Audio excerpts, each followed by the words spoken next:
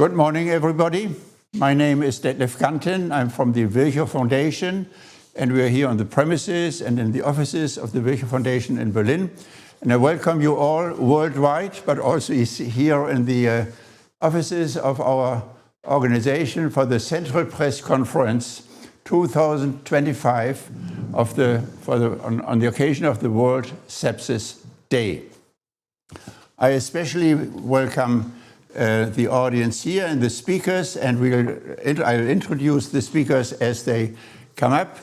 Let me just mention how important we from the Virchow Foundation think sepsis is.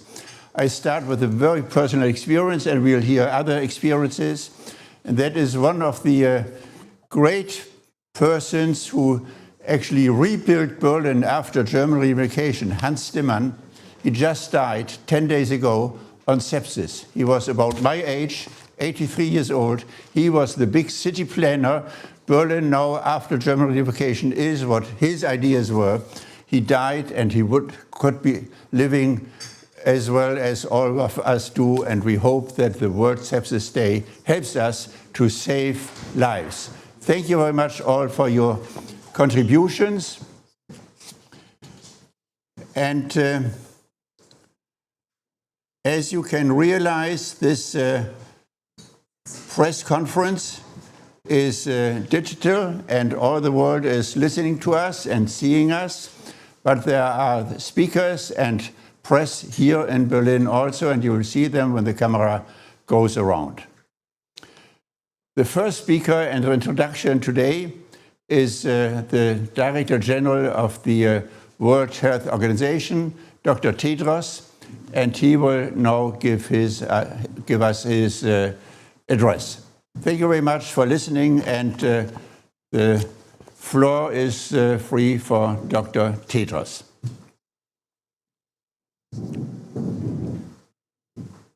Dr. Mariam, Jashi, Dr. Tex Kisson, dear colleagues and friends, there are almost 50 million cases of sepsis globally every year, half of which occur in babies and children, primarily in healthcare facilities. Most of the 11 million deaths caused by sepsis every year are preventable through low-cost infection prevention and control measures, early diagnosis, and rapid treatment.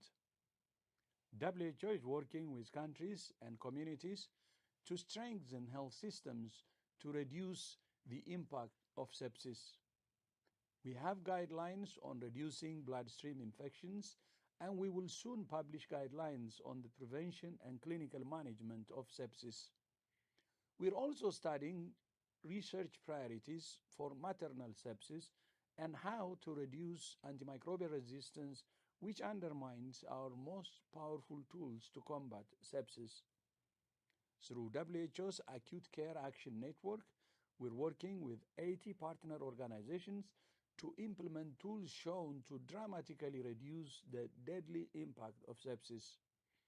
I thank the Global Sepsis Alliance for your leadership and partnership, and all of you for your commitment to preventing and treating sepsis. Because nobody should die while seeking care. I thank you.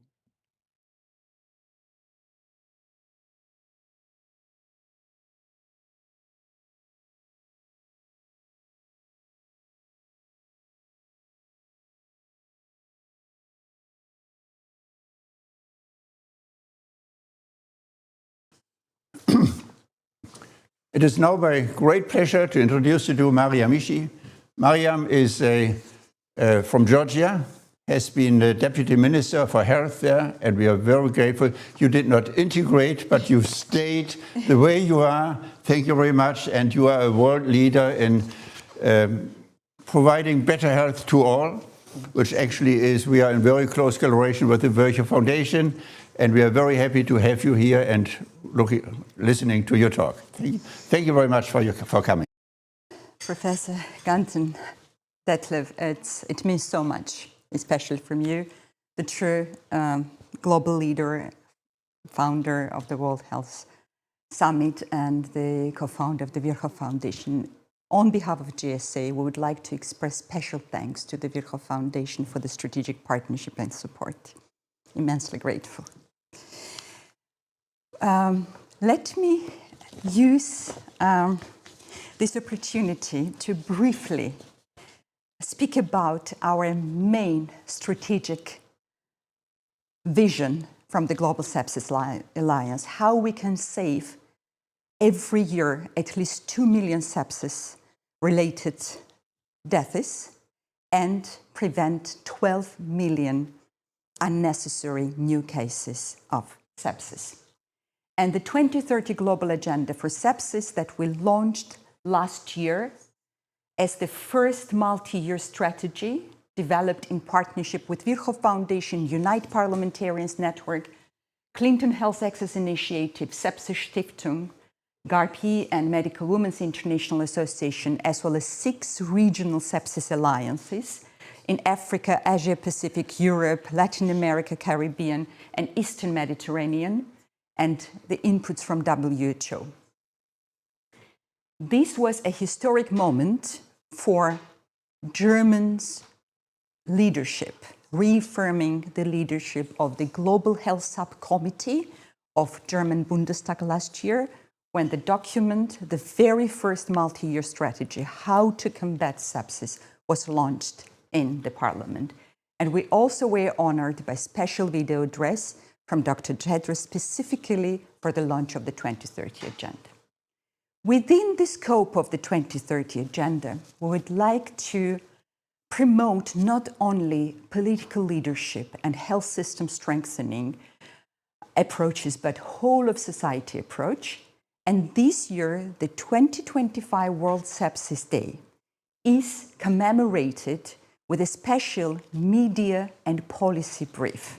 We would like to reach journalists, media representatives to spread the word on the importance of sepsis. That is why this year's campaign is focused on the 5 facts and 5 actions how to combat sepsis. And let me very briefly walk you through these 5 key messages. First of all, reiterating the fact number 1 is the sepsis is the leading cause of death globally. Every 3 seconds, someone dies from sepsis. As already mentioned and noticed by our chair and WHO Director General, sepsis affects nearly 50 million children, women, and men globally. It is responsible for 1 in 5 deaths.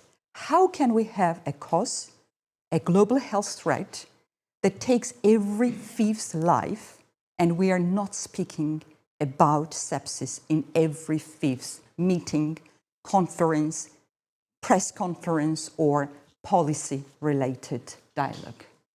WHO acknowledges at least 11 million deaths every year from sepsis, while the latest data from the Institute of Health Metrics and Evaluation and the University of Oxford estimate that only in 2021, 21 million deaths were related to sepsis as an intermediate or direct cause. And this is the human face of sepsis. Behind every number, we have a person, we have a family, we have the pain that is irreversible. Globally, fact number 2, sepsis hits the most vulnerable the most. 85% of sepsis cases and global burden in low and middle income countries, especially Africa, Asia, and Latin America. But still, even in high income countries, even in the United States, every year at least 350,000 people die from sepsis. It's number 1 hospital-related mortality cause. Newborns, under 5 children, women, elderly, and immunocompromised patients are bearing higher risks, and poverty and limited access to healthcare is directly correlated with increased risks and poorer clinical outcomes. Another face, human face of sepsis. Luckily, our colleagues Halima's daughter survived sepsis in sub-Saharan Africa, but it was a very critical case, and we would like to share the stories of hope, of course, today. Fact number 3, most deaths from sepsis are preventable. Every vaccine matters, both existing traditional vaccines and the search for new vaccines, because every infection can potentially lead to sepsis. Water and sanitation, infectious prevention control measures, and early detection of sepsis is vital, because various studies have demonstrated that hour of delay in administering life-saving antibiotics increases the risks of death from 0.4% to as high as 7% based on some of the findings. And administering first-hour sepsis bundles, including intravenous antibiotics, IV fluids, and monitoring of vital signs together with oxygen can save millions of lives. And this is an example of one of the excellent sepsis bundles and protocols and the systems that our colleagues in the UK Sepsis Trust has been implementing over the years. Number 4, only 15 out of 194 WHO member states have prioritized sepsis. They have either national action plans or national policies, sometimes at subnational level, but we still acknowledge the leadership of those countries. Most of these countries are high income, while most of the burden is in low resource settings. We, of course, applaud 180 countries who have developed national action plans on AMR, but we have to synergize those actions because sepsis is the human face of AMR. And to highlight the critical link between sepsis and antimicrobial resistance, as mentioned, the latest estimates for the Institute of Health Metrics and Evaluation and University of Oxford. In 2021 alone, sepsis was related to 21.36 million deaths worldwide. That included 7.75 million deaths related to bacterial infections and 4.71 million deaths associated or 1.14 directly attributable to AMR.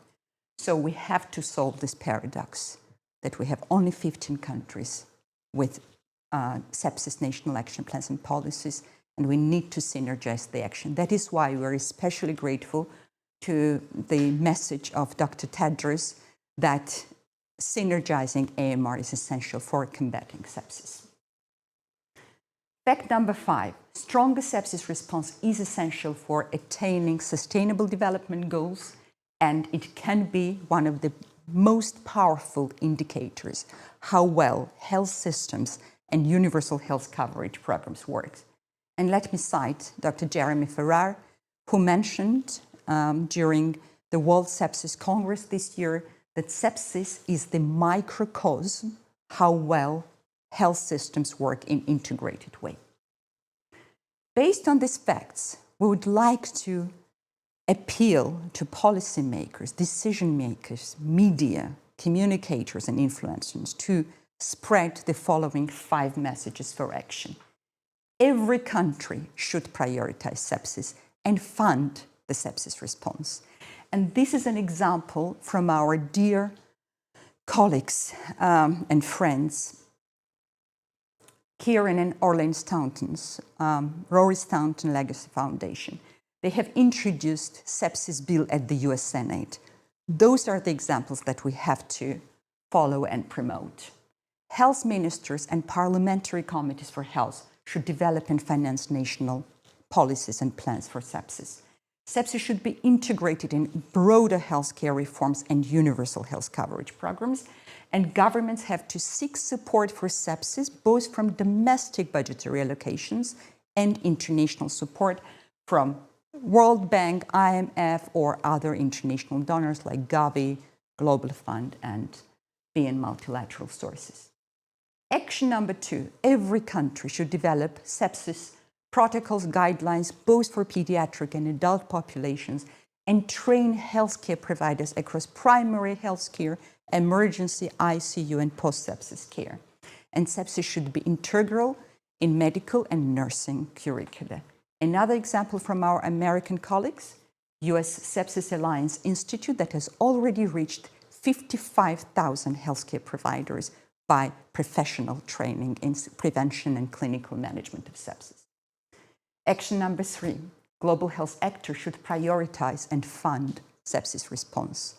And this is a historic picture of Dr. Tedros with our amazing sepsis survivors, Shahrazad from Sweden and Christe from Belgium, when they participated in the Walk the Talk event last year. Sepsis is the best investment in global health. UN should call for investments in sepsis science and knowledge generation, and funding for sepsis should be generated from the grants and loan windows of both international financial institutions, global public-private partnerships, and philanthropic organizations, as well as research funds like EU Horizon, for example. And we need research and development investments to save millions of lives, new vaccines, new and more effective diagnostics, antibiotics, immunomodulatory therapies, precision medicine, and artificial intelligence tools. Number 4, media can play a life-saving, a game-changing role in spreading the word and saving millions of lives. And this is an example of the recent media coverage of the visit of Bill Pullman to Germany, once again hosted together with Virchow Foundation leaders and our dear colleagues. Sepsis kills more people than heart attacks and strokes, yet the awareness is low.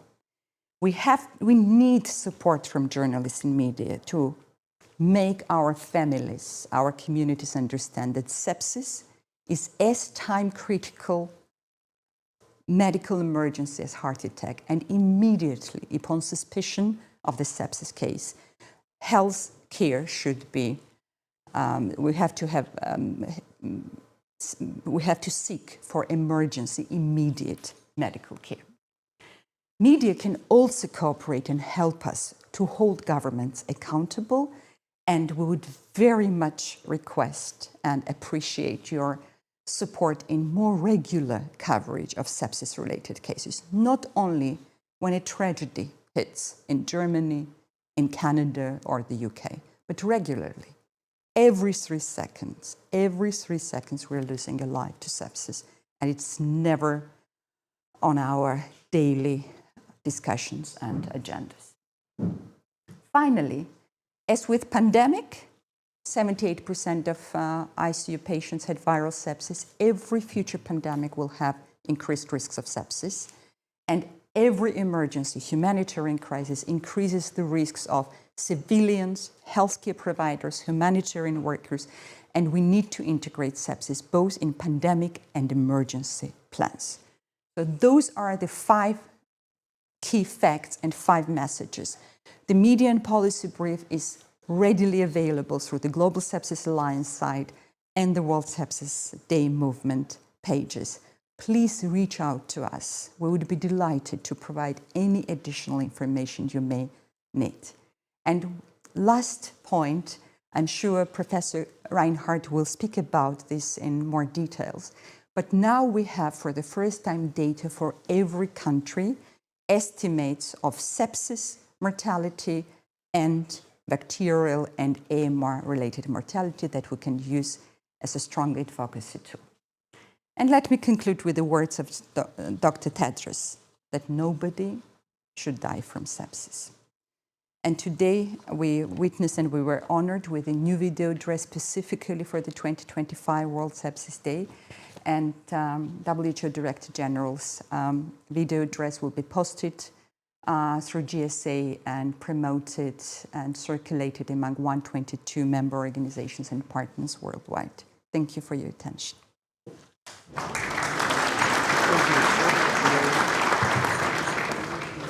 Picking up the last words of yours and Dr. Tedros, nobody should die of sepsis, and nobody needs to die of sepsis if we have action plans and everybody's prepared and the infrastructure is ready for combating sepsis the way it can be on scientific and medical grounds. Now, thank you very much, Mariam. You gave lots of facts and also recommendations for actions. Behind the numbers, there are always people, destinies. And we'll hear now a case of which Youssef Kdami is going to tell us about his son, 2-year-old son, who had both arms and both legs amputated because of sepsis. There it is. Ja, guten Tag alle zusammen. Mein Name ist Youssef Kdami. Ich bin 35 Jahre alt und mein Sohn hatte letztes Jahr im Januar 2024 eine Meningokokken-Sepsis, wodurch er beide Unterschenkel verloren hat, plus alle seine Finger. Um euch so ein bisschen zu zeigen, was es heißt, wenn ein Kind seine Füße und seine Finger verliert, wollte ich euch gerne hier seine Prothesen zeigen. Moment. Das hier sind seine neuen Füße. Ja, haben wir auch so ein bisschen kindergerecht gestaltet. Und das hier sind seine neuen Hände. Ja, das sind so Eigenkraft-Prothesen. Ja, da hat er die jetzt. Ja, wenn er so nach oben, er hat ja noch sein Handgelenk, wenn er nach oben, dann gehen die auf. Nach unten gehen die zu, aber die nimmt er nicht so gern an. Ne? Der zieht das nicht gern, der arbeitet gerne mit seinen Stümpfen und nicht so mit den Teilen hier. Ja, ich bin ehrlich zu euch, ich hätte gerne vor der Erkrankung meines Sohnes gewusst, dass überhaupt sowas möglich ist, dass einem Menschen am lebendigen Leibe die Extremitäten absterben. Um ehrlich zu sein, also meine Frau und ich, null Ahnung, was eine Sepsis ist. Wir haben schon mal von dem Begriff Blutvergiftung gehört, keine Frage, aber für uns war Blutvergiftung, Schrägstrich Sepsis eher, wenn sich beispielsweise ein Mensch schneidet irgendwo und dann kommen da Bakterien rein und dann geht es halt einem nicht gut und da ist noch so ein roter Strich. Das war für uns Blutvergiftung. Dass ein harmloser Infekt zu einer Blutvergiftung bzw. zu einer Sepsis führen kann, das hatten wir nicht auf dem Schirm. Null. Und ja, dass speziell Kinder Hochrisikopatienten sind und ältere Menschen, das hatten wir auch nicht auf dem Schirm. Keiner hat uns das erzählt. Erstmal haben wir gedacht, wir sind die Schuldigen, weil wir haben darüber nichts gewusst. Wir haben nicht gewusst, dass sowas überhaupt existiert. Dann haben wir gemerkt, unser Umfeld hat keine Ahnung. Freunde haben keine Ahnung. Leute, die uns ansprechen, die haben selber keine Ahnung, dass sowas überhaupt möglich ist. Das finde ich sehr, sehr schlimm. Das finde ich sehr, sehr schlimm. Und das muss sich definitiv ändern in Deutschland, Freunde. Das geht so nicht, dass das so dass da so eine riesen Unwissenheit bleibt. Deshalb zeige ich euch, was Sepsis ist. Sepsis ist das hier. Euer kleines Kind, was kerngesund ist, verliert seine Füße und verliert seine Finger bzw. Hände, je nachdem. Er hat halt jetzt keine Füße und keine Finger, aber andere Menschen verlieren ihr Leben. Und dafür sind wir trotzdem noch dankbar, dass er noch bei uns ist. Wir fördern ihn so gut wir können. Er kann immer noch nicht alleine auf diesen Prothesen laufen. Jetzt 2 Jahre ist er nicht selbst gelaufen. Er konnte vorher laufen. Er war, wie gesagt, kerngesund. Ich habe eine Bitte wirklich an jeden Journalisten, der gerade zuguckt. Bitte, bitte, von tiefstem Herzen, berichte mehr darüber.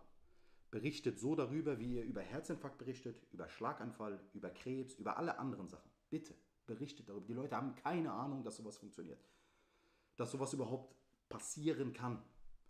So. Da muss sich auf jeden Fall was ändern. Wenn ihr Leute aus der Filmindustrie kennt, spricht sie an, sagt denen, ey, ich frage letztens erst mit meiner Frau geredet, warum haben wir nie einen Film gesehen, wo einem Menschen die Finger und die Hände absterben können? Warum haben wir so einen Film nie gesehen? Ich kenne keinen persönlich. So, warum habe ich sowas noch nie gesehen, was uns widerfahren ist, habe ich vorher noch nie gesehen. Ich habe ein Buch geschrieben, wo ich die ganze Geschichte nochmal erzählt habe, weil da ist viel passiert. Wir waren 9 Monate im Krankenhaus.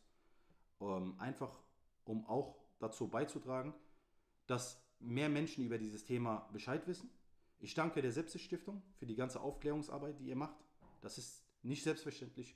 Ich hoffe von tiefstem Herzen, dass die Politik einfach mehr für Sepsisaufklärung tut und dass auch Journalisten viel mehr darüber berichten, dass es viel mehr Beiträge gibt, auch in den sozialen Netzwerken, TikTok, Instagram, YouTube. Ihr müsst viel mehr machen. Da kommt viel zu wenig. Die Leute haben keine Ahnung, was da für eine Gefahr lauert. In dem Sinne, ich wünsche euch alles Gute. Passt auf euch auf. Bye, bye.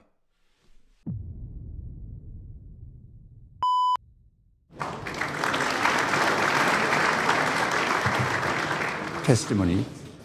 I think it's important that we realize every time that we can talk about science, we can talk about organization and whatever needs to be done, but it's always a personal destiny behind.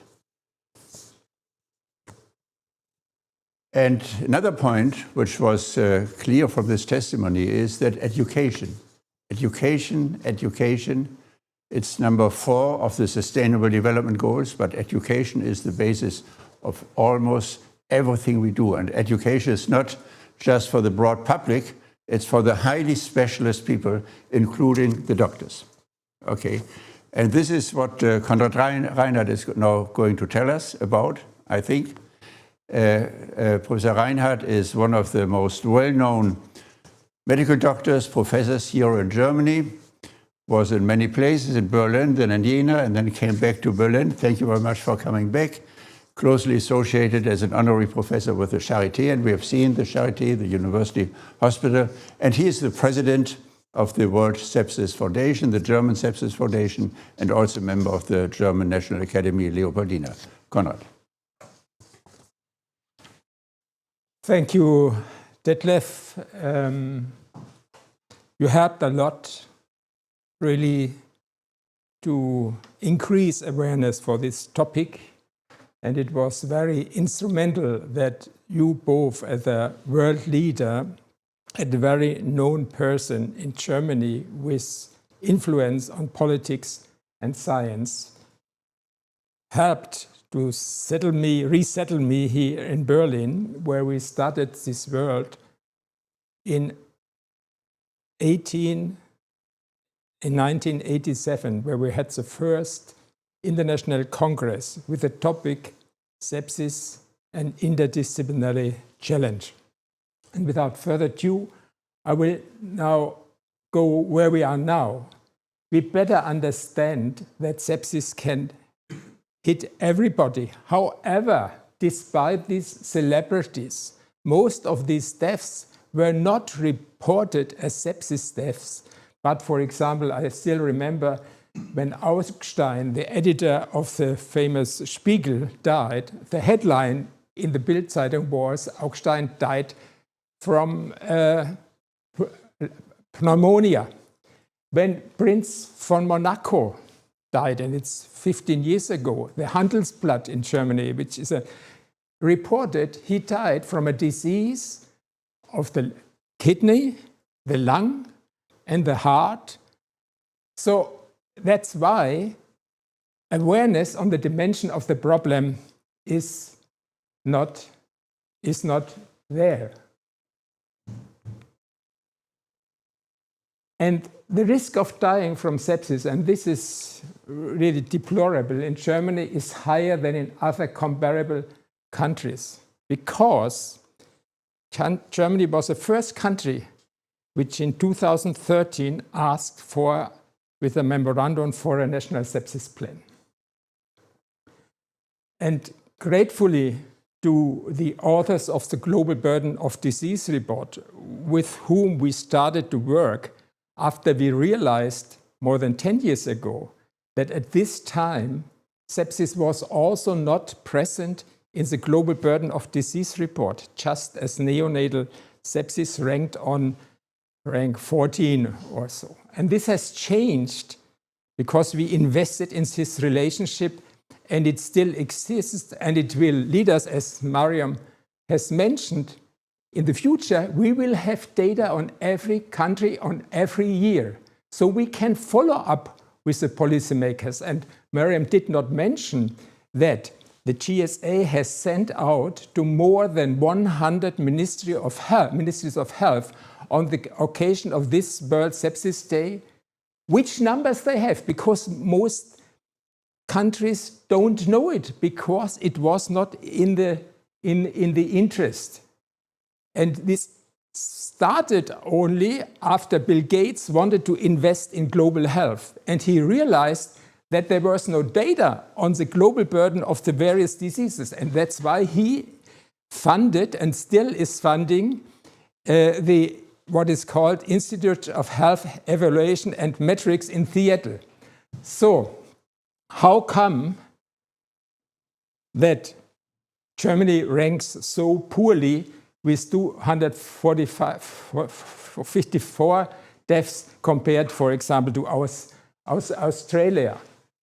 And this applies not only for adults, but also in Norway, it applies to neonates. From 100 deliveries at birth, the death rate is 7.5 per 100 births in Norway, but it's twice as high than in Germany. And this is not due that we have not intensive care for pediatrics, but this is a question that they are not equally working. And this report now also allows to follow up what happened during the last 30 years with deaths caused from various causes of sepsis. And you see, in Germany, it stagnated for almost all infections. In some areas, it even increased. Whereas in Norway, in Sweden, in Switzerland, there was at least some decline. So we have a problem. And this problem also shows up because you must know that over the last 15 years, with quite a number of funds by the BMBF, our funding agency, we did studies, the first one with 40 hospitals. We created change teams. without any results after 5 years on the time to antibiotics and mortality. Then we created what was called a German Quality Improvement Association.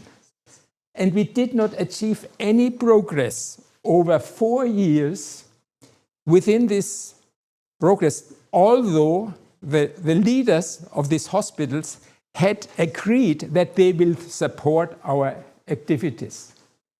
And we also have not made so far any progress on the sepsis knowledge in the publics. And this is documented by two national surveys with the public by the Allensbach institutions, jointly with the Sepsis Stiftung.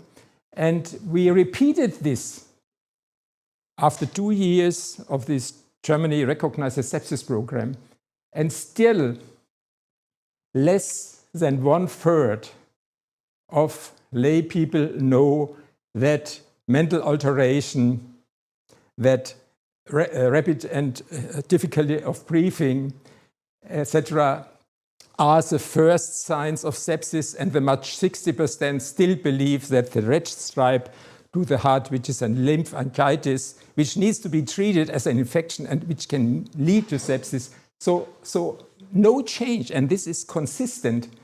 And the people have not understood the relationship between COVID-19 and influenza, that they also may result, and not only bacterial infections, to sepsis. And it's consistent, this lack of improvement, that these are most recent surveys in quite a number of European countries, and including Germany, where we had to realize that on the average, less than 5% of the hospitals have installed quality educational programs. And to understand why in northern European countries like Australia, Sweden, Denmark, and so mortality is lower, they have in their hospitals in 50% installed educational programs, where in Western Europe you see that there's much less awareness and activities related to sepsis. But let me finish with a positive knowledge, which is that Germany has all resources which are necessary, and that it's just a question of awareness. This is published in Nature on the so-called excess mortality rate during COVID. And there is a ranking in these countries. And in Australia and in New Zealand, there were even less deaths from sepsis during the pandemic, which means there is a minus 4.1, 3.8. In Norway, there was almost no change in excess mortality, so that more people died during this period, during this COVID period. In Denmark, in Finland, 2.5, in Denmark, 3.4, and Germany, 6.5. So which means we were able to be in the top countries in terms of preventable deaths during the pandemic. Whereas Sweden was somewhat higher, which has in the non-pandemic sepsis half as high mortality, because they have a much better healthcare system in general. In UK, this figure was 12. In US, 15.1. In Russian, 30.5. In Mexico, 30.1.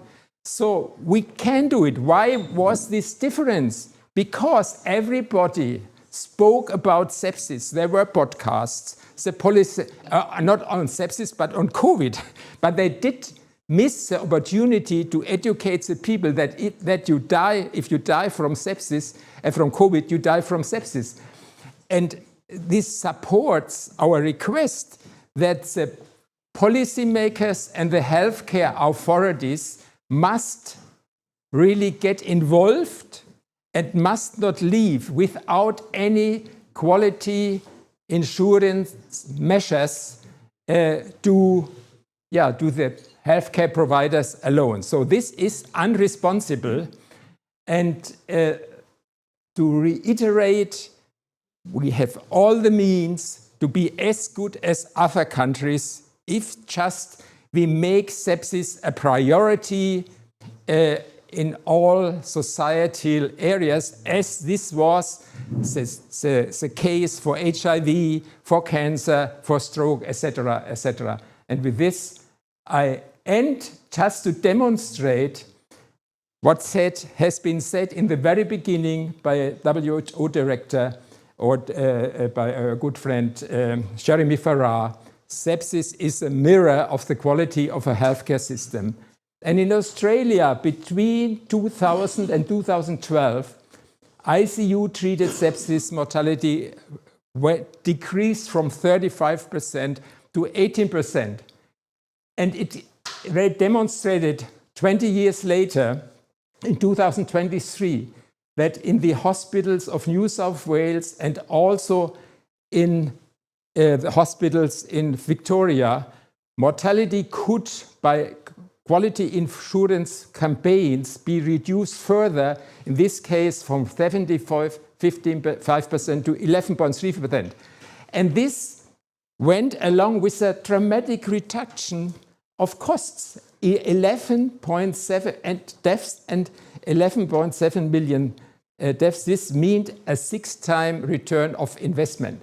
So overall, and this is, I stop here, but overall, just to say that the overall cost for healthcare in Germany, sepsis accounts for 6.5% because we spend 31 billion euros annually, of which 20 billion are due to the long-term consequences of sepsis and about 11 billion for acute care. So it's a no-brainer, but it's hard to convey this message. Thank you for your kind attention. Thank you very much, Konrad. You conveyed the message. I think it was so convincing and emotional. Thank you very much. And you all know why Konrad is the president of the German Sepsis Foundation, and we all follow his advice. Thank you very much. And we have heard that the interaction of medicine, people, population, and politics is important to make progress. And I welcome Professor Andrew Ullmann. He is a professor for infectious diseases at Würzburg University, where I actually started my medical school. Wonderful university, wonderful city also. But in addition, he is a politician.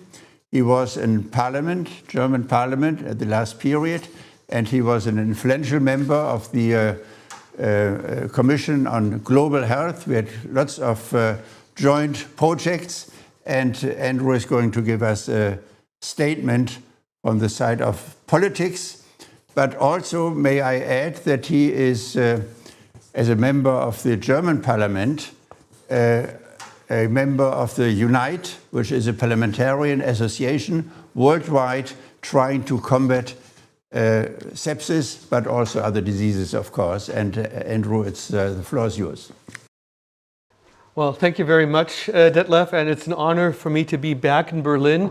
To be honest, after being for over 8 years parliamentarian in the German Parliament, there is some withdrawal, of course, but nevertheless, I think it's important that we become bridge makers. We have to actually cross over what we do scientifically. Konrad made a very nice presentation, but it has to be understood by the policymakers, and the policymakers have to have some kind of return of invest. If they invest in infectious diseases or global health and prevention, what is the return for them? Do they get re-elected or not? And usually, of course, for the policymakers, it is a challenge to go into health politics because it's so complicated and so diverse. To understand these situations is, of course, a big challenge. Nevertheless, I'm very proud to say that in the last legislation period, we put agenda on the agenda. Sepsis was very important for us, and I think it was very important to understand that there was a global agenda for sepsis that we passed through the Deutsche Bundestag, and it's obvious. The mortality rate of sepsis is so high. We just saw the data. We also have obligation not for our own state nationally, but also internationally in the global health, looking at maternal or child death rates, sustainable goals, the sustainable goals of the WHO by 2030. I would say if we do not get our act together, we really have to speed up our advantages for prevention, for early diagnosis, and adequate treatment. And of course, and let me give you a side note on the national politics here in Germany. We passed a very important bill for the reconstruction of the German hospital architecture. And we're looking for quality in all areas that are represented in hospitals, if it's internal medicine, surgery, etc. But it is important that also infectious diseases finds their way into the hospital setting. It is so weird if you come from the United States or the UK or other countries like Switzerland. Infectious disease is a normal part of a hospital. And we passed a bill that the quality group, infectious diseases, should be implemented in the German hospital setting because anybody could prescribe antibiotics. But do they detect infectious diseases beforehand? Do they detect the development of sepsis beforehand? It's not just pouring antibiotics into the patient, but it's also early diagnosis and understanding of the pathomechanisms of infectious diseases. That said, it is, and let me say this here in the public, it is very disappointing that the health minister today here in the German Bundestag is trying to delete infectious disease in a reform bill that luckily one party actually blocked right now. And my hope is this is going to change because this cannot be good quality assurance in the hospital qualities in Germany. That said, it is important that the Agenda 2030 for sepsis is continued. We have to train young healthcare professionals for the early detection, early diagnosis, prevention of infectious diseases. It is worthwhile investing in this complicated disease. Sepsis is not an easy diagnosis. It's not an easy thing to treat. But if we prevent an early diagnosis, we could reduce the mortality rate significantly. And of course, at the same time, morbidity can be reduced. And I think that the implementation of infectious diseases nationally as well as internationally, and I was the chairman of Global Health Subcommittee, which is also deleted. It is not available anymore in the Deutsche Bundestag today, shows that there's a lot of work still to be done politically, and I hope for your support in this area. And the only way to do it, talk with the policymakers, talk with the press, and make the easy message, sepsis incidence needs to fall, morbidity and mortality needs to be reduced, and this can be done very easily, and it's worthwhile to win a re-election. Thank you very much.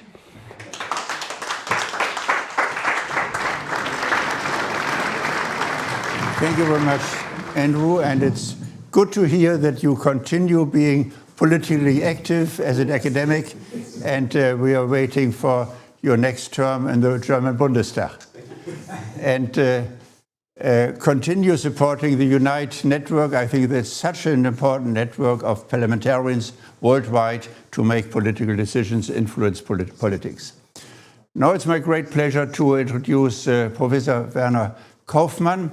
Many of you know that Berlin in the end of the 19th century has been the cradle of infectious diseases with Robert Koch and Behring and others. And Werner Kaufmann is one of those who, after German reunification, came to Berlin, created the Max Planck Institute for Infectious Diseases, which became one of the centers of research, but also implementation of research in practice in Germany and worldwide. And it's a great pleasure, Werner, to have you here and hear what you have to say. Hello, and thank you so much for the kind introduction. I don't have to remind you, in this environment, sepsis remains one of the greatest but least recognized health threats of our time. We heard the data. Every year near to 49 million, 50 million people suffer from sepsis, almost 14 million die, and unfortunately the message is that it's getting worse, and we have to see that over the last years and next year's data will be actually threateningly higher than they have been seen over the last decades. And I also don't have to remind you, antimicrobial resistance, AMR in short, is advancing at enormous speed. More than 4 million deaths are linked to AMR every year. Over 1 million deaths are directly caused by resistant infections. These two threats are not separate. They are deeply connected. Bacterial pathogens drive so many sepsis cases, and many of these bacteria are now resistant to the very drugs meant to save lives. Think of Staphylococcus aureus, Escherichia coli, Streptococcus pneumoniae, Klebsiella pneumoniae, once easily treated, today increasingly resistant. Think of methicillin-resistant staphylococci, carbapenem-resistant E. coli and Klebsiella pneumonia, vancomycin-resistant enterococci. We once called this a perfect storm. It's no longer a storm, it's a tornado. But there is hope. And one of the most powerful tools we have is vaccines. Vaccines help in two ways. First, they reduce the burden of infections in the community. Fewer infections means fewer cases of sepsis. Second, they target the very pathogens that are both resistant and deadly. The evidence is overwhelming. In the United States alone, over the past 30 years, between 1994 and 23, vaccines prevented more than 4 million cases of illness. They prevented 30 million hospitalizations, and they saved more than 1 million lives. Globally, the expanded program on immunization has saved an estimated 150 million lives over the past 50 years, most of them in children in low-income countries. And during the COVID-19 pandemics, vaccines saved 1.6 million lives in the WHO European region in just 28 months. Vaccines do even more. They reduce the need for antibiotics. And with less antibiotics comes less resistance. Soon after the pneumococcal vaccines had been introduced, resistance rates fell dramatically in rich and poor countries alike, in children and in adults. And let me remind you of one crucial fact. No pathogen has ever developed resistance against a vaccine, very much in contrast to antibiotics. Of course, vaccines alone cannot help to solve sepsis and AMR. We also need new drugs, better diagnostics, stronger intensive care. But vaccines must remain a cornerstone of the solution.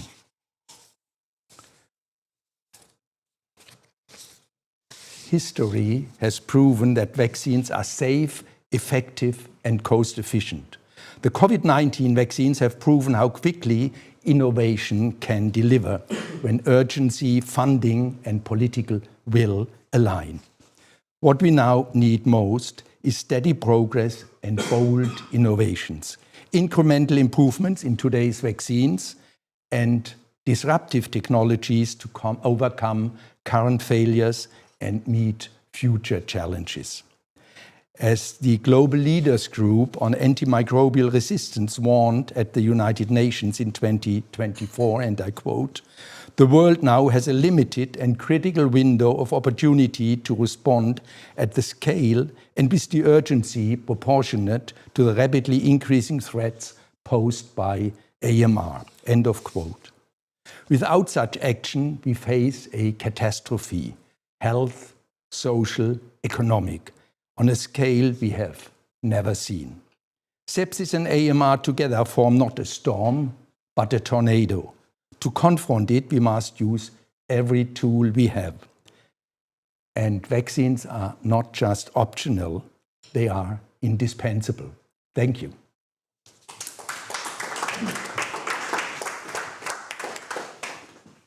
Thank you very much, Werner. And I think it cannot be stressed enough, especially with the international discussion, how important vaccination is and that there's no resistance of bacteria against vaccination. That's, I think, an important message. In addition, science is driving progress, and Max Planck Institute and Werner Kaufmann is one of those who are contributing in a wonderful way. It's now my great pleasure to introduce Professor Peter Suter. He is from a foreign country, from Switzerland, but he is a close friend and frequently here in Germany if need is there. And thank you for coming today. And Professor Suter is an honorary professor at the Geneva University. He is also a co-founder of the Swiss Sepsis program and a board member of the German Sepsis Foundation. And in addition to being a wonderful doctor and scientist, he is very much involved in ethics of medicine. And thank you very much for that. And we are looking forward to your talk. Thank you very much, Professor Ganten, for your kind introduction. I'm coming today from the small brother side of Germany. We call in Switzerland, Germany frequently the Great Ganten, which means that we try to stay friends and we reach these objectives most of the time. We are very thankful to the German Sepsis Foundation because they did help us a lot in terms of establishing in Switzerland a sepsis program. Switzerland is a rich country. He has, for instance, a very strong infectious disease specialty and a medical specialty, official medical specialty of infectious diseases. But sepsis was for a long time in the shadow of other things. And I would like to bring only 2 points in the next 5 minutes where we have learned from the German and from the Global Sepsis Alliance, naturally, what we have introduced, because this program exists only since about 2 years. It was initiated a few years earlier, as I will try to show you. And then say a few words about special aspects, which I think is very, very important, which means an improvement of teaching, learning, pre-graduate and postgraduate for all people working not only in medical professions, but maybe also in other domains. It started with a national action plan in Switzerland about 5 years ago, and it ended this year. It really didn't end, but resulted in a Swiss sepsis report where I will show you a few data about the cases in Switzerland. What did we learn from Germany? Here you see a few points where we could benefit a lot from the German program and also from the global program, where we could take over a few pieces almost entirely, as Switzerland speaks other languages, translating it in French and Italian too, not in Romansh, that is a very small part of the population. And these exchanges, taking over basic points, was very, very useful and did allow us to get a lot of material and experience in a very short time. And that's what we are especially grateful for, to what Konrad Reinhart set up in Germany, because with their long time experience, which I could live in part with Konrad, we had really a very good basis. For instance, the political side was quite interesting in Switzerland too, because politicians can be easy on the first approach.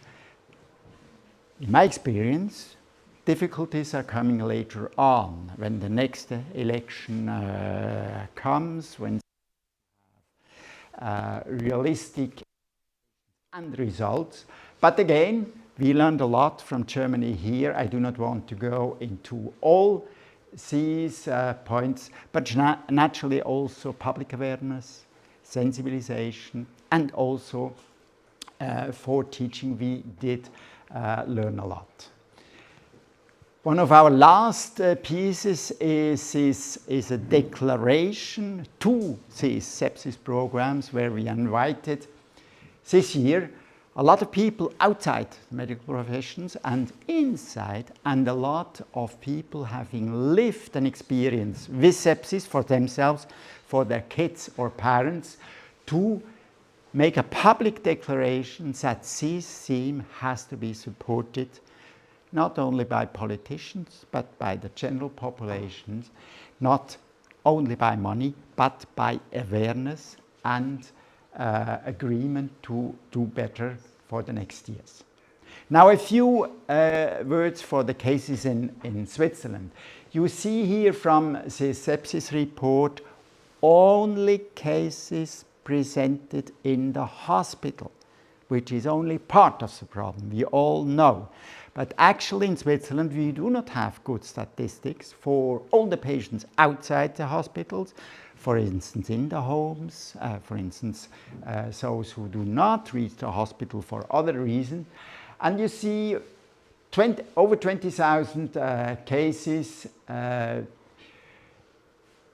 were in the hospital, whereof 70% over 65 years and 9 days in the hospital and so on. You can read yourself with mortality figures, 19%, in older adults with sepsis, 22%, again, only in the selection of patients where we have exact data.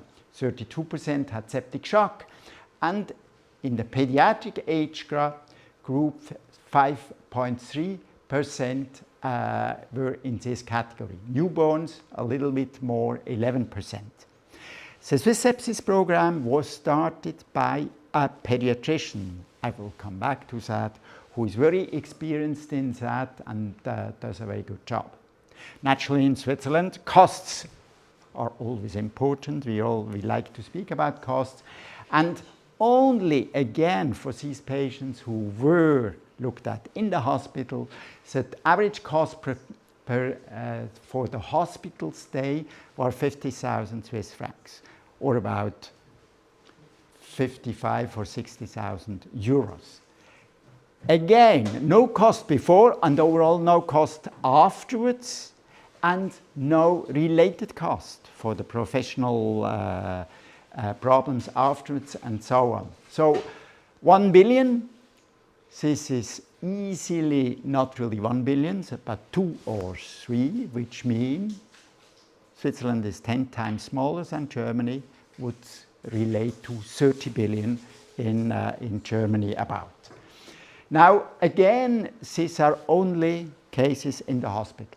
Now my second and last theme is, for one of the early recommendations was awareness and education. Because we all know, and in Switzerland we knew that too, that physicians, nurses are not very good in recognizing early phases of sepsis. My sister had the sepsis. She is about 80 years old. She had to go 4 times to an emergency station of a big Swiss hospital. 3 times she was sent home again on 4 different days. The 4th time she was sent immediately to the ICU with a sepsis, starting 4 times before. Switzerland is a very rich country, but in terms of sepsis recognition, not really. Now, it is important to know what students know today, and at least in Switzerland and worldwide, we know that this is not always very good. Here, from a publication a few years ago, where Loren Schlappach, who is the chief of the Swiss sepsis program, is one of the co-authors, and you can read yourselves. The knowledge of students of sepsis today overall in the world is still very limited, and we have to do something. And that there are a few points where we did work in Switzerland. Switzerland is a small country, but still has 5 medical schools, and to bring these 5 medical faculties together to agree that sepsis has a more important place to have, and then also which topics, which methods to use for that, such is a huge difficulties. But we have an interfaculty commission, happily, which decides a little bit at the framework about that. But again, it's not very different probably in Germany. Every medical faculty knows that she is the best place to learn medicine and doesn't really want to change easily. But we are now there, and also what we also do is to ask the students, and that is quite easy in a small country like ours. We ask all students, what do you learn? What do you know about sepsis, for instance, that we have introduced now? And it's quite interesting too. And with that, you can go back to the faculty saying, yeah, you know, your students do not say the same thing you do. Your teaching in sepsis is not as good as you think. With that, I'm coming to the end. Thank you very much again, Konrad, and the Sepsis Stiftung and the Global Sepsis Alliance. We learned a lot, and it was much easier for us to start now than a few years ago.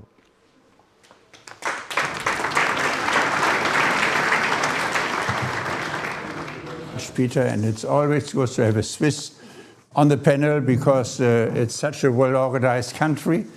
And I think we can learn from each other a lot, and we are close neighbors, and we are very glad about the wonderful collaboration we have with your Sepsis Foundation and ours. Now, as I mentioned in the very beginning, and as you all know, sepsis is a medical problem, it's a political problem, but it is a personal problem, and also Peter mentioned his sister. And I mentioned my friend Hans Dimmann. And now we hear from Mariah McKimbrough. No. No? Kerstin Martensen. Oh, I'm sorry. We met the first time here. Okay. Kerstin, you're going to tell us about your experience, and you are the founder of the in Jülich, the Jülich arms itself against sepsis. Jülich is a city in the northwest of Germany, and we are very much looking forward to your very personal experience. Thank you for coming.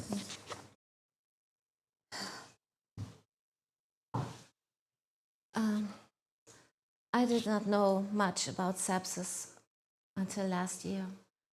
Then came the stroke of fate and changed our whole life. Our son, Jann, died of undiagnosed sepsis one day before he was supposed to come home. At the last doctor's visit, I asked him again, what's going on? His condition is changing. The doctor told me that Jann's body is okay. He probably has a hospital trauma, and he would be better off at home.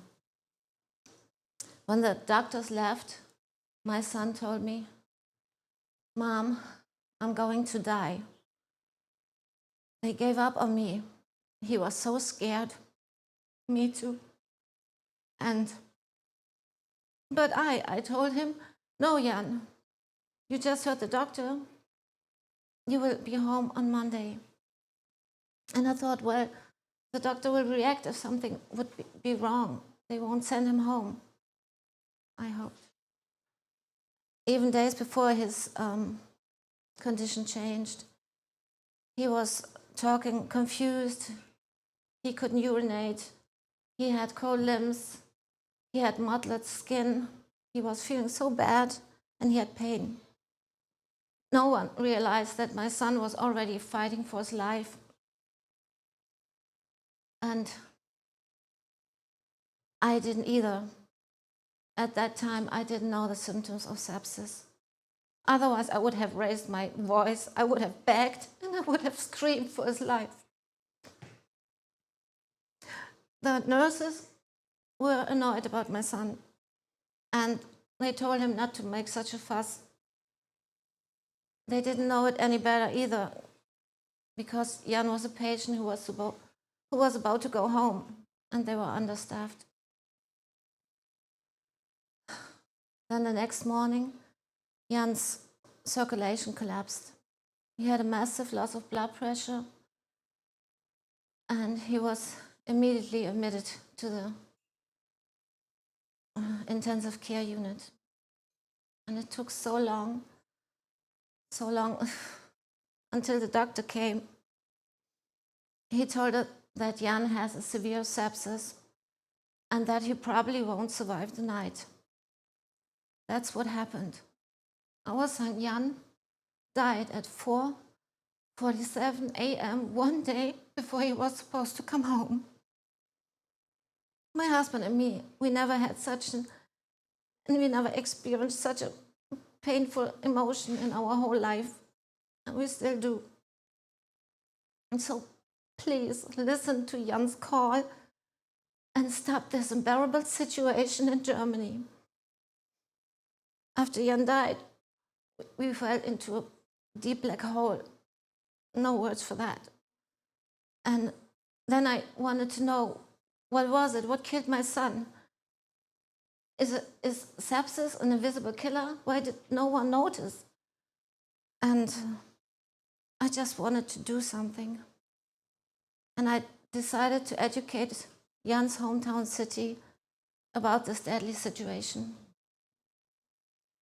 Last June, many groups, clubs, musicians, individuals, and schools performed and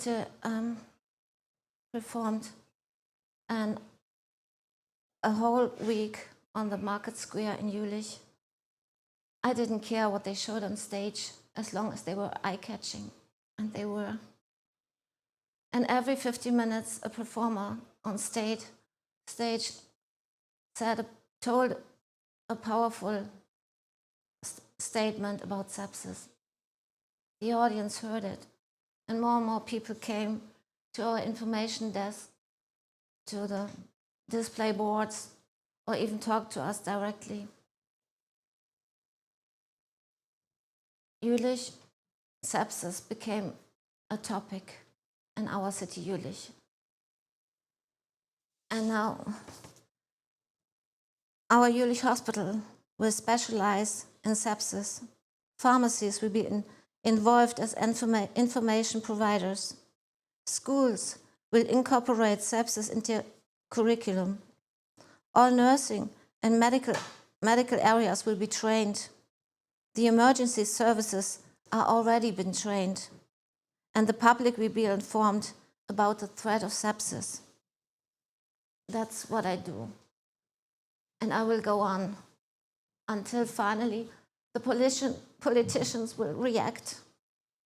And we in Germany also develop a national sepsis strategy, like some other countries, where the number of deaths is significantly lower. And my friend Ingrid suddenly died of sepsis last Sunday. Sepsis is a killer. Thank you for listening.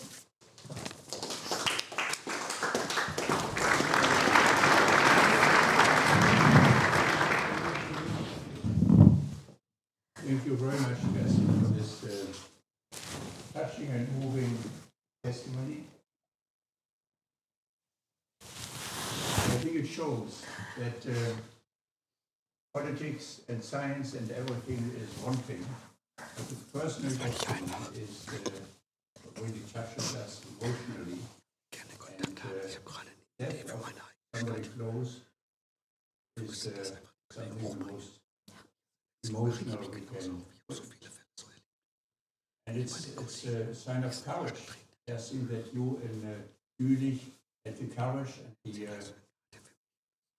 the motivation to organize something against sepsis in your hometown. And this will be an example for all of us to continue the fight against sepsis. Thank you very much. Next is now really Mariam McKimbrough, and she's also a sepsis survivor. I'm glad to see you in wonderful health condition. Thank you very much for coming and telling us what you experience. Thank you very much.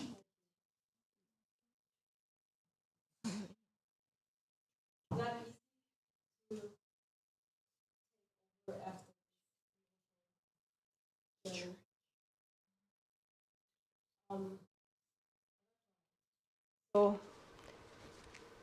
one of my early signs was thoughts like maybe I just need a nap, maybe a coffee or a new mattress, but it turns out that I need a life support, maybe even a new kidney. And sepsis wasn't on my calendar, agenda, or anything for the week, for the year, or even for my life. And yeah, so it's just a flip and your life is totally different from where it was before. The last thing I remember was that I was pressing the emergency button. And then there was total blackness of a coma after a septic shock. All my life, everything I built of was built for education, for entertainment. I loved my life. I thought it would always be like that. And the curtain was always rising until one day it didn't. So I lived my life to the best until I met sepsis. It originated from complications after breast surgery in 2017. And it wasn't that long-term battle with my illness. It was sepsis who took me off stage, who threw me in a hole I never could have imagined to experience something like that. And there's just nothing preparing you for situations like this. You witness persons in your life going through horrible things and you have some nice words. But it's just like an endless black hole when you really are in that circle. My personal ground zero was clear when I realized that surviving isn't the end of the story. It's not the happy end. It's just the beginning. It's like a life sentence you're facing when you're surviving. And actually, I also thought that it's just my own experience. At this stage, I didn't know nothing about sepsis. I didn't know how bad it is for the world and how many people are having similar stories. Who are you when everything you are, everything you build up, everything you love is taken away from you? It's a core question. And it's that image of yourself which is the hardest to lose. Acceptance is key, that's quite right. But acceptance alone cannot open closed doors. And even if the doors get the right key, you still have to go through them on your own.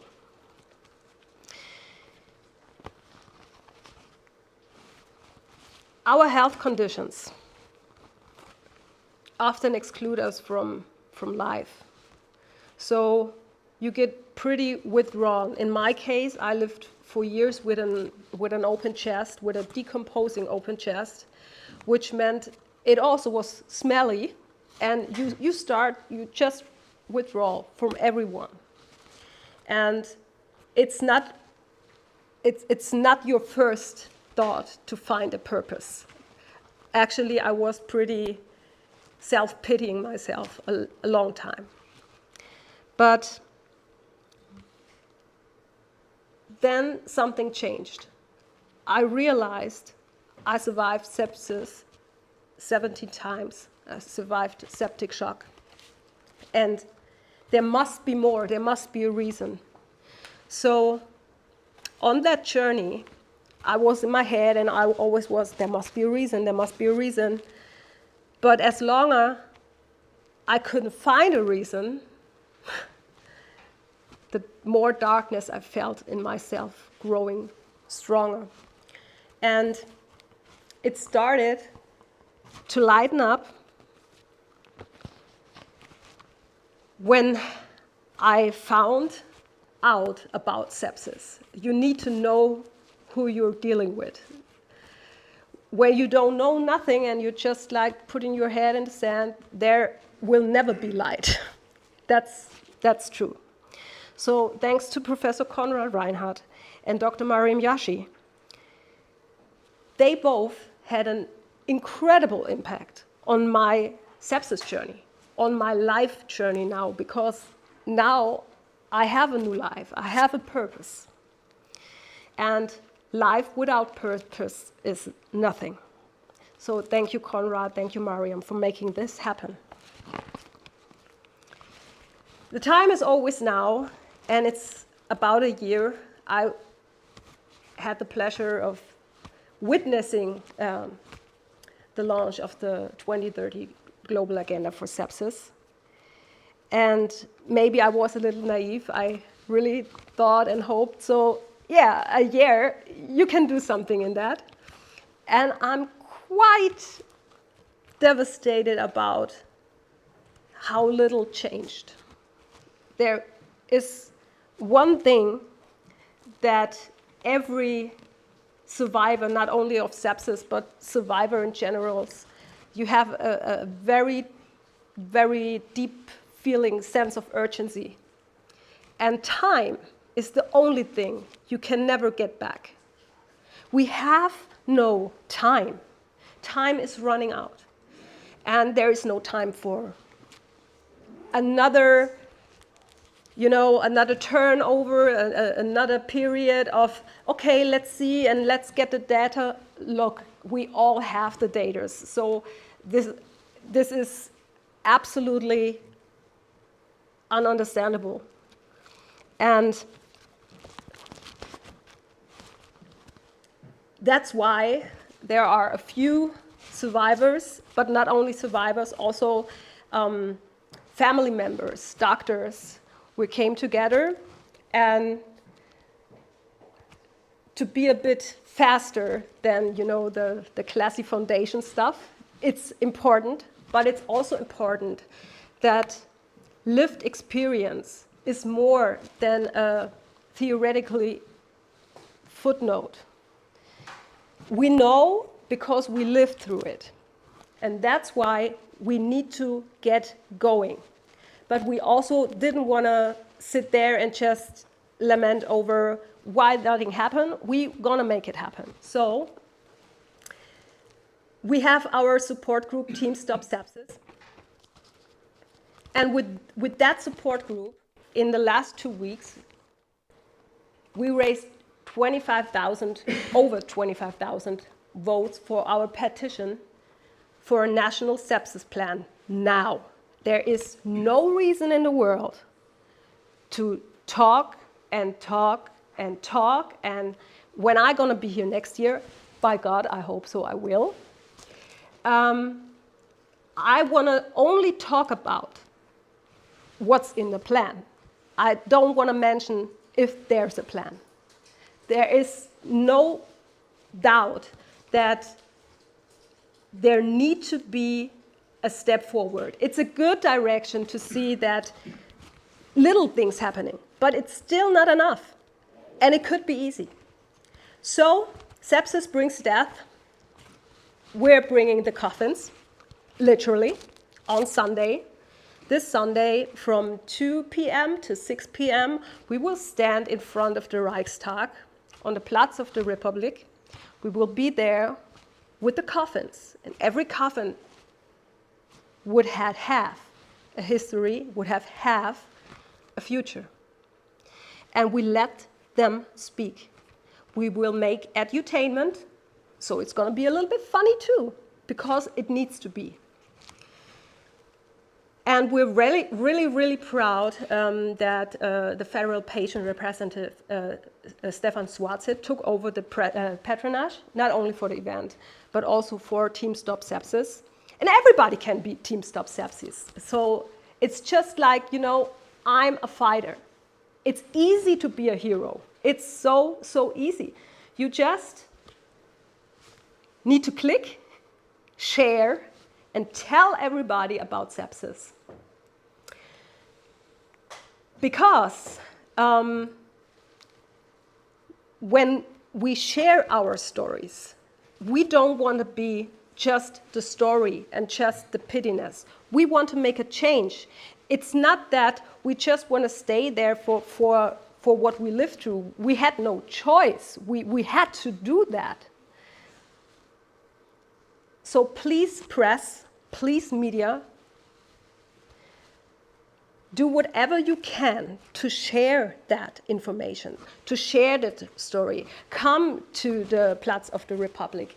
Come to the people's events in Jülich, in New York, in Geneva, wherever you are, because sepsis doesn't have any borders.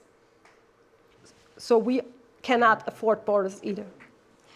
And also in the case of media, we're not only begging the media for more information. We said, okay, we don't gonna wait. We start ourselves.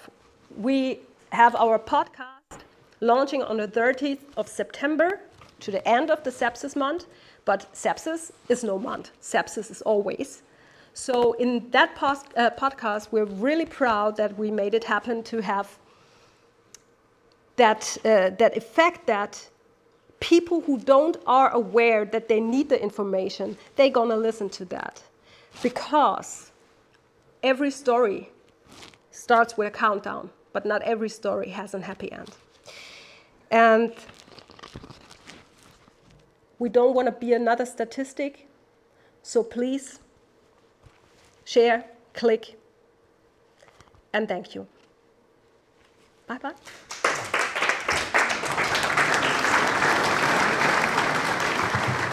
We don't want to be another statistic. I think that's a wonderful word. Get engaged.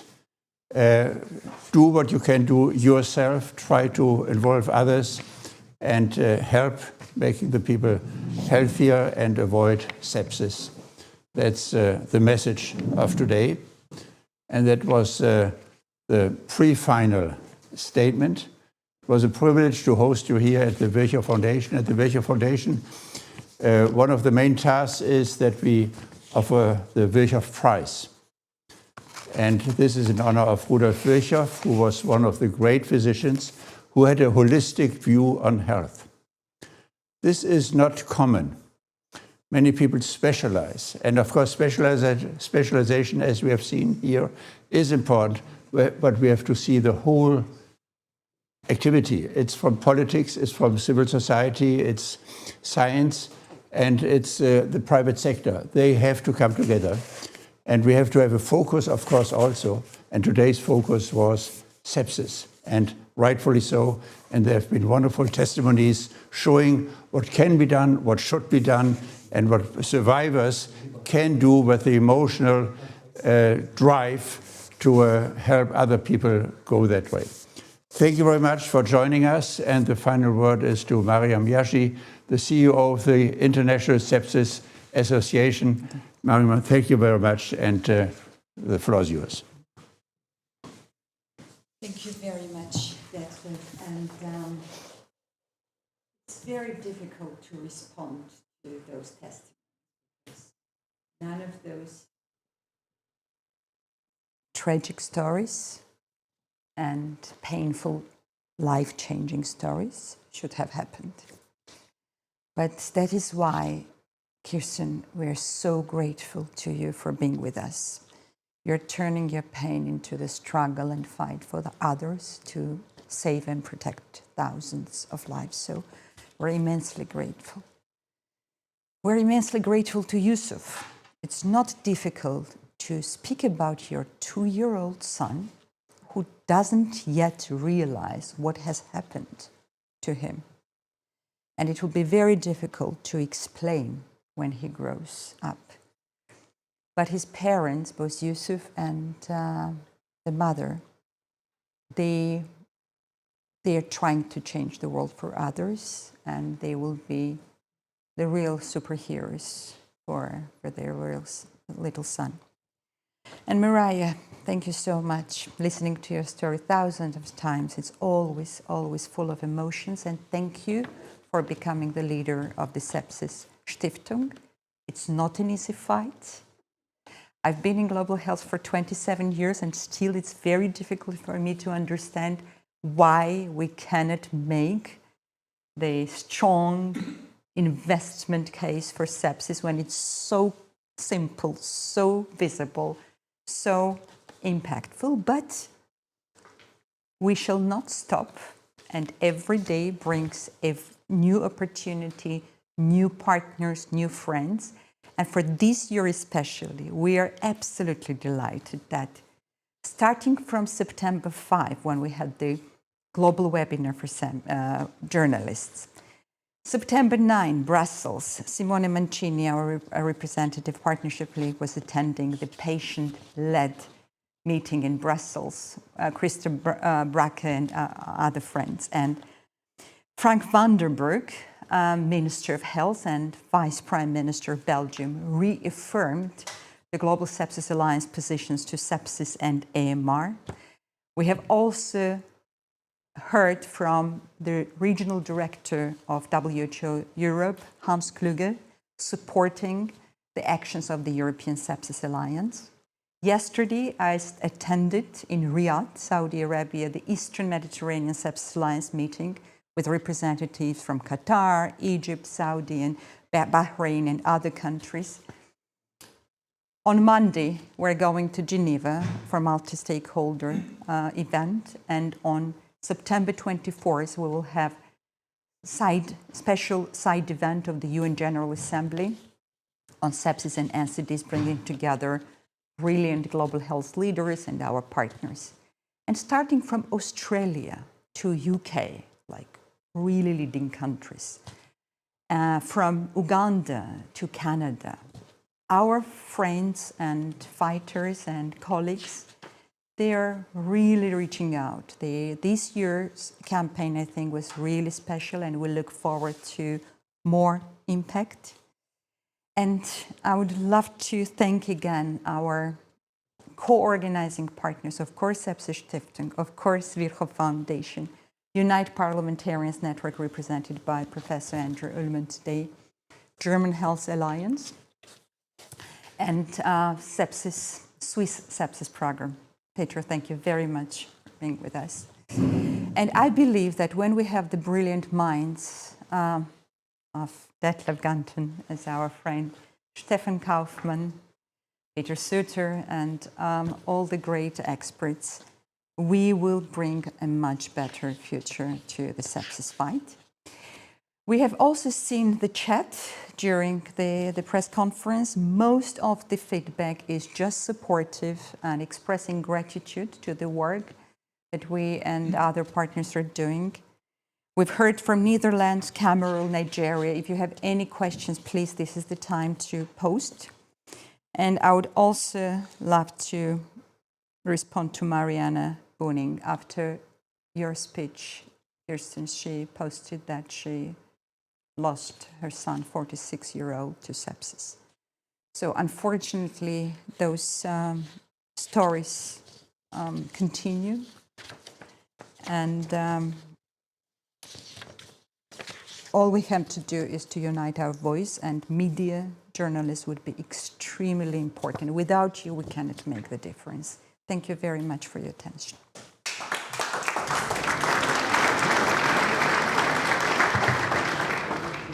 I can only echo what Mariam has said, and from a personal perspective, it's really so encouraging to really see that there are two leaders now, one leader for global and one leader for Germany now.